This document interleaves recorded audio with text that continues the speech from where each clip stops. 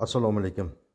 Farg'ona Biagumus Ekagumus hurmatli YouTube kuzatuvchilari, bugun inshaalloh 26 noyabr 25-yil.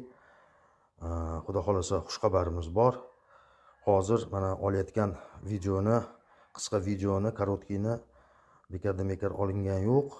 Sabab Qatardan chiqishda katta zakaz bo'lyapti, qiziqish bo'lyapti. Hozir Abrazetska laboratoriyaga Biagumus bilan, mana birinchi mana Biagumusimiz bilan Nana Ekaverm yangi suyuq Biagumusimizni chiqarishni hozir chiqarish arafasidamiz. Hozir taksi kelyapti. Xudo xolasa aeroportdan ertaga chiqib ketsa, xudo xolasa har juma kuni chiqar ekan.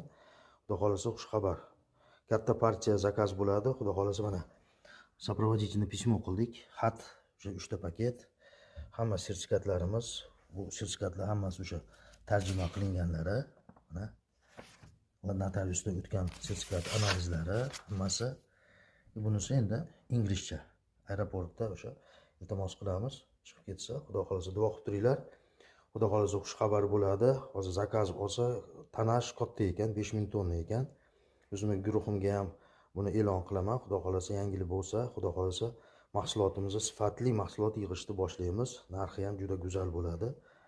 Bizni kuzatib turinglar. Xudo xolasa va nihoyat qiziqish bo'lyapti. Bundan tashqari Saudiya Arabistondan ham vakillarim ishlayapti. Xudo xolasa u tomondan ham xudo xolasa shu yaqin orada shartnoma bo'lish arafasidamiz xudo xolasa.